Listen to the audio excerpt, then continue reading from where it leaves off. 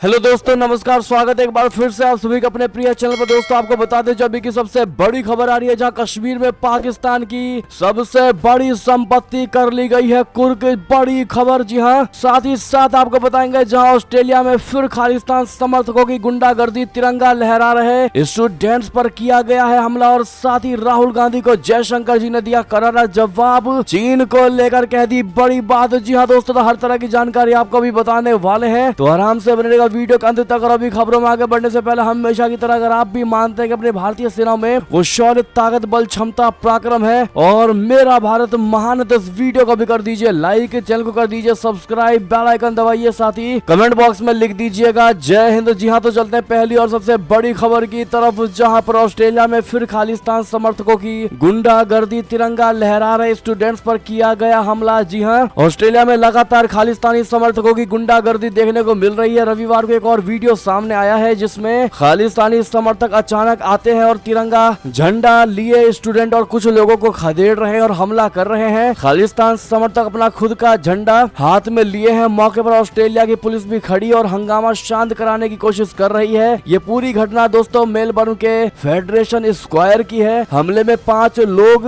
घायल हुए हैं। एक युवक को अस्पताल में भर्ती कराया गया है। घटना का वीडियो वायरल हो रहा है। हालांकि आज तक के द्वारा ये खबर छपी है दोस्तों, और उन्होंने भी कहा है कि वो इस वीडियो की पुष्टि नहीं करता है। बहरहाल वीडियो में साफ तौर पर देखा जा सकता है कि एक चौराहे पर तिरंगा झंडा लिए कुछ स्टूडेंट खड़े हैं और ये सभी तिरंगा झंडा लहरा रहे हैं। तभी वहां खालिस्तानी समर्थकों का दल पहुंचता है और हमला कर देता है। ये लोग तिरंगा झंडा छीनने की कोशिश करते हैं और भारतीय राष्ट्रीय ध्वज का अपमान करते हैं। हमले के बाद भगदड़ मच जाती है। खालिस्तानी समर्थक नारेबाजी करते हैं। जी हाँ दोस्तों, ऐसे में आज तक द्वारा छापी गई ये खबर दोस्तों वाकई में सच है। तो दोस्तों भारत सरकार को इस पर क्या कदम उठाने चाहिए कमेंट में लिखकर अवश्य बताइएगा। और साथ ही साथ दोस्तों भारतीय तिरंगे का अपमान करने वाले उन खालिस्तानियों को करारा जवाब देने के लिए कमेंट में जय हिंद जय भारत जरूर लिखिएगा। दोस्तों बात करते हैं एक और बड़ी खबर की, जहां पर राहुल गांधी को जयशंकर जी का करारा जवाब। कहा चीन ने आज नहीं 1962 में ही उस जमीन पर कब्जा किया था। जी हाँ, विदेश मंत्री एस जयशंकर जी ने भारत चीन सीमा विवाद को लेकर विपक्ष पर निशाना साधा है। जयशंकर जी ने कहा कि कुछ लोग चीनी मुद्दे को लेकर झूठ फैला रहे हैं जो कि राजनीति के लिए सही नहीं है। विदेश मंत्री जयशंकर जी ने सिंधु जल विवाद को लेकर भी सवालों के जवाब दिए। उन्होंने कहा कि ये तकनीकी मामला है, दोनों देशों के अधिकारी इसे लेकर बात करेंगे। भारत के विदेश मंत्री जयशंकर पुणे में अपनी अंग्रेजी किताब the India way strategy for an uncertain के मराठी अनुवाद भारत मार्ग के विमोचन समारोह में पत्रकारों के सवालों के जवाब दे रहे थे। इस दौरान विदेश मंत्री एस जयशंकर जी ने राहुल गांधी का नाम लिए बिना कहा कि कुछ लोग चीन मुद्दे को लेकर कुछ जमीन की बात करते हुए झूठ फैला रहे हैं जो उन्होंने 1962 में लिया था। राजनीति के लिए ये सही नहीं है। उन्होंने कहा कि वे ऐसे हाव भाव व्यक्त कर रहे हैं जैसे ये हाल ही में हुआ हो। जयशंकर ने कहा कि मुझे पता है कि वे भी राजनीति कर रहे हैं। विदेश मंत्री ने कहा कि कई बार वे कुछ जमीन को लेकर बात करते हैं जो चीन ने 1962 में ही ले लिया था, लेकिन वे ये सच नहीं बोलते। उन्होंने कहा कि वे आपके सामने ऐसा दिखाएंगे जैसे ये चीज कल ही हुई हो। उन्होंने कहा कि भारत की जमीन पर चीनी कब्जे को लेकर अगर उनकी जानकारी में कोई कमी है तो वे फौज या फिर इंटेलिजेंस से बात करेंगे। जी हाँ, आपको बता दें कि यात्रा के समापन से पहले राहुल गांधी ने बहुत बड़ा बयान दिया था दोस्तों। कहा था कि सिर्फ पीएम मोदी को लगता है कि चीन ने हमारी जमीन नहीं ली है। दरअसल राहुल गांधी ने कहा कि भारत के प्रधानमंत्री देश के एकमात्र ऐसे व्यक्ति हैं जिन्हें लगता है कि चीनियों ने भारत से कोई जमीन नहीं ली है। आगे राहुल ने कहा कि उनसे आसाम के लोग और लद्दाख के लोग मिले हैं जिन्होंने इस पर उनसे चर्चाएं की हैं। एक लद्दाखी प्रतिनिधिमंडल ने स्पष्ट रूप से कहा कि 2000 वर्ग किलोमीटर भारतीय क्षेत्र को चीन ने हड़प लिया है। उन्होंने ये भी कहा कि कई पेट्रोलिंग पॉइंट जो भारत में हुआ करते थे अब चीनी के हाथों में है। ऐसे में दोस्तों इसी बात का करारा जवाब दिया है जयशंकर जी ने। अगर आप भी जयशंकर जी के बात का समर्थन करते हैं दोस्तों, मानते हैं कि भारत की कोई 1 इंच जमीन भी नहीं ले सकता अब, तो मोदी है तो मुमकिन है, कमेंट में मत भूलिएगा दोस्तों लिखना। चलते हैं और खबर की तरफ, जहां कश्मीर में पाकिस्तान की सबसे बड़ी संपत्ति हुई कुर्क यही होती थी आतंक व अलगाववादी गतिविधियों की प्लानिंग। जी हां, दिल्ली की एक अदालत ने कश्मीर में पाकिस्तान के आतंकियों की गतिविधियों का केंद्र रही सबसे बड़ी संपत्ति कुर्क करने का आदेश दिया है। दिल्ली अदालत के आदेश पर आतंकवाद के वित्त पोषण से जुड़े एक मामले की जांच के सिलसिले में राष्ट्रीय अन्वेषण अभिकरण बोले तो एनआईए की टीम रविवार को राजबाग स्थित हुर्रियत कॉन्फ्रेंस के कार्यालय पहुंची। अधिकारियों ने बताया कि संघीय एजेंसी की एक टीम हुर्रियत कार्यालय पहुंची और इमारत की बाहरी दीवार पर कुर्की का नोटिस चिपका दिया गया। एनआईए के नोटिस में लिखा है कि जनता को सूचित किया जाता है कि राजबाग में जिस इमारत में ऑल पार्टी हुर्रियत कॉन्फ्रेंस का कार्यालय स्थित है और वर्तमान में कोर्ट ट्रायल का सामना कर रहे नईम अहमद खान के संयुक्त स्वामित्व में है। उसको विशेष एनआईए कोर्ट पटियाला हाउस नई दिल्ली के आदेश पर कुर्क किया जाता है। हुर्रियत कॉन्फ्रेंस 26 अलगाववादी संगठनों का एक मिश्रण है जो और 1993 में इसका गठन किया गया था। सरकार द्वारा अलगाववादी समूहों पर कार्रवाई के बाद अगस्त 2019 से इसका कार्यालय बंद है। जी हाँ दोस्तों, और अब दिल्ली की अदालत ने अलगाववादी नईम अहमद खान के खिलाफ राष्ट्रीय जांच एजेंसी बोले तो एनआईए द्वारा जांच किए गए एक यूएपीए मामले में ऑल पार्टीज हुर्रियत कॉन्फ्रेंस के श्रीनगर कार्यालय को कुर्क करने का आदेश दिया है। खान जो 14 अगस्त 2017 से न्यायिक हिरासत में है, उस पर एनआईए द्वारा कश्मीर में अशांति पैदा करने का आरोप लगाया गया है। जी हाँ दोस्तों, वैसे में जहाँ से आतंकियों का गुट दोस्तों भारत में आतंक फैलाने के लिए तैयारियां किया करता था, आज उस जगह को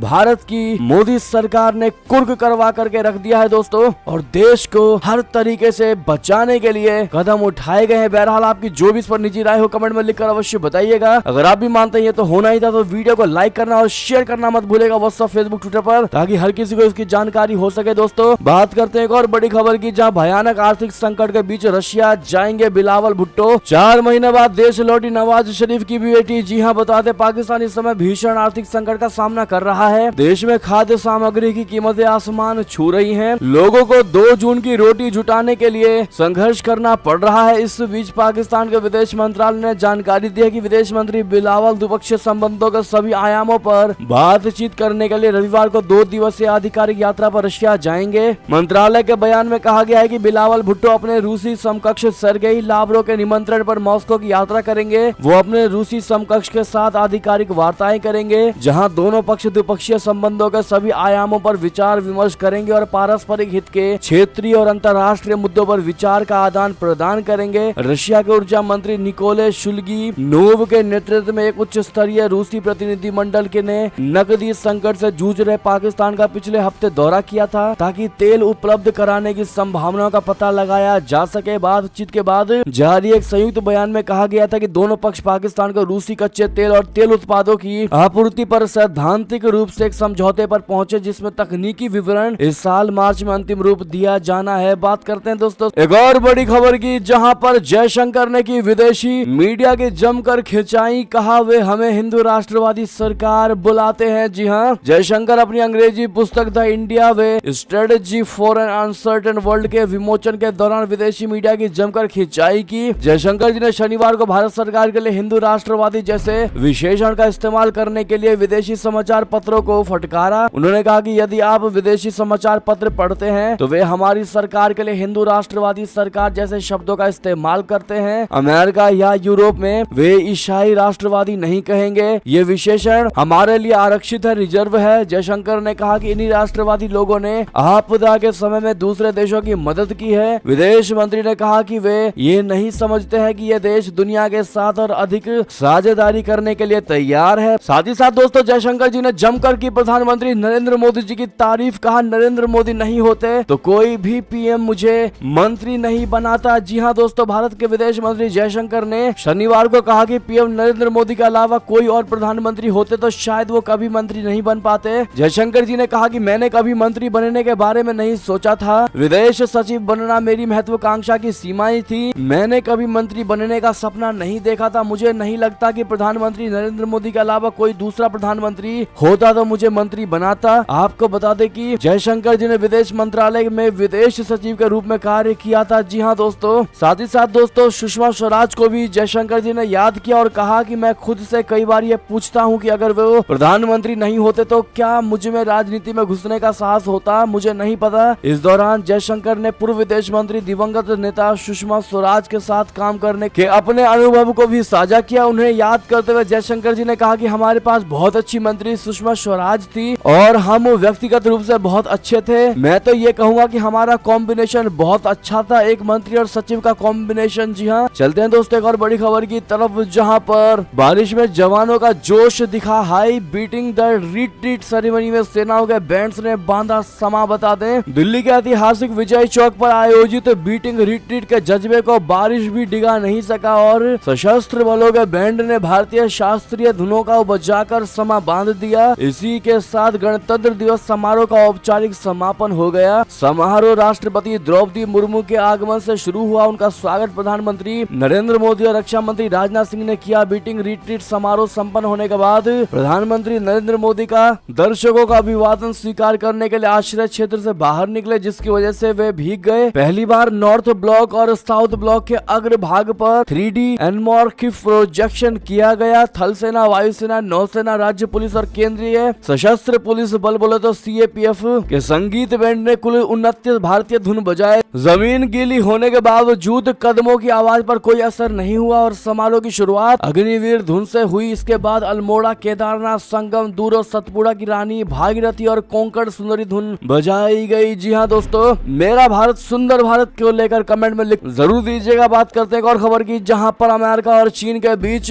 2025 में होगा महायुद्ध। जी हाँ, अमेरिकी वायुसेना जनरल के बयान से दुनिया हुई हैरान। बता दें, चीन और अमेरिका के बीच 2 वर्षों के अंदर महायुद्ध होने की संभावना जताई जा रही है। अमेरिकी वायुसेना के शीर्ष जनरल के दावे के बाद से दुनिया हैरान हो गई है, हिल गई है। जनरल माइक मिनिहान ने कहा है कि साल 2025 में अमेरिका और चीन के बीच महायुद्ध छिड़ सकता है। उन्होंने इसके लिए वरिष्ठ अधिकारियों को मेमो भी भेज दिया है और कहा कि चीन की तानाशाही जिस तरह से बढ़ रही है उससे किसी भी वक्त युद्ध छिड़ सकता है। उन्होंने सैन्य राजनीतिक अधिकारियों से युद्ध की तैयारी शुरू करने देने के लिए कहा है। मीडिया रिपोर्ट के मुताबिक एयर मोबिलिटी कमांड के प्रमुख जनरल माइक मिनिहान ने कहा है कि मैं उम्मीद करता हूं कि जो सोच रहा हूं वो गलत साबित हो, मेरी आशंका गलत हो, इसी में दुनिया की भलाई है। मेरी अंतरात्मा कहती है कि 2025 में मैं युद्ध के मैदान में लड़ूंगा। जी हाँ दोस्तों, बहरहाल इस वायुसेना जनरल के बयान को लेकर आपकी क्या राय होगी दोस्तों, कमेंट में लिखकर अवश्य बताइएगा। चलते हैं एक और खबर की तरफ, जहां पर राहुल ने ऐसे वक्त में फहराया तिरंगा जब जम्मू कश्मीर सैन्य दुर्ग में तब्दील हो गया। जी हाँ दोस्तों, बता दें महबूबा मुफ्ती ने ये बयान दिया है। जी हाँ, पीपुल्स डेमोक्रेटिक पार्टी बोले तो PDP के अध्यक्ष महबूबा मुफ्ती ने रविवार को कहा है कि कांग्रेसी नेता राहुल गांधी ने यहाँ अलग परिस्थितियों में तिरंगा फहराया है जब जम्मू कश्मीर सैन्य दुर्ग में तब्दील हो गया है और संविधान द्वारा प्रदत्त भरोसे को भारतीय जनता पार्टी द्वारा ध्वस्त कर दिया गया है। उन्होंने कहा कि पूर्व प्रधानमंत्री जवाहरलाल नेहरू ने कश्मीर में पहली बार वर्ष 1948 में तिरंगा फहराया था और तब लोगों का हुजूम इस जश्न को मनाने के लिए जमा हुआ था। महबूबा ने सिलसिलेवार किए गए ट्वीट में कहा कि आज इतिहास गवाह है कि राहुल गांधी ने एकदम विपरीत परिस्थितियों में वही ऐसे समय में तिरंगा फहराया जब जम्मू कश्मीर सैन्य दुर्ग में तब्दील हो गया है। भारतीय संविधान द्वारा दिए गए भरोसे को भाजपा द्वारा ध्वस्त कर दिया गया है और ये पूरी तरह से विश्वासघात है। उन्होंने कहा कि जब वर्ष 1948 में प्रधानमंत्री नेहरू ने विशाल जनसैलाब के बीच कश्मीर में तिरंगा फहराया था तब वो पल जश्न का था। यानी कि दोस्तों, महबूबा मुफ्ती हमेशा की तरह मोदी सरकार को घेरने की कोशिश कर रही है इस बयान के द्वारा। और दोस्तों, ऐसा लग ही नहीं रहा कि थोड़ा बहुत भी खुश हुई होगी PDP नेता महबूबा मुफ्ती जिस प्रकार से कश्मीर में 370 को हटा दिया गया था। दोस्तों, ऐसे में उसी पर बौखलाहट को लेकर महबूबा मुफ्ती केंद्र सरकार को घेरने की कोशिश कर रही है। बहरहाल आपकी जो भी निजी राय हो दोस्तों, और महबूबा मुफ्ती को आप लोग क्या जवाब देना चाहेंगे कमेंट में लिखकर अवश्य बताइएगा, क्योंकि भारत सरकार बार बार ये कह रही है कि जम्मू कश्मीर के लोग बहुत खुश हैं उनके डिसीजन से। दोस्तों, उसके बावजूद भी महबूबा मुफ्ती को तगड़ी वाली मिर्ची लगी होती दिखाई दे रही है। दोस्तों, आप क्या जवाब देना चाहेंगे इस पर, अपनी राय अवश्य दीजिएगा। चलते हैं और बड़ी खबर की तरफ, जहां पर 2000 रुपए लेकर दिल्ली में लिखे खालिस्तानी नारे, US में बैठे आका ने दिया था हुक्म। बता दें, राष्ट्रीय राजधानी दिल्ली के कुछ इलाकों में दीवारों पर खालिस्तान समर्थित स्लोगन लिखे जाने के मामले में दिल्ली पुलिस की तरफ से कई अहम जानकारियां दी गई हैं। स्पेशल सेल के स्पेशल CP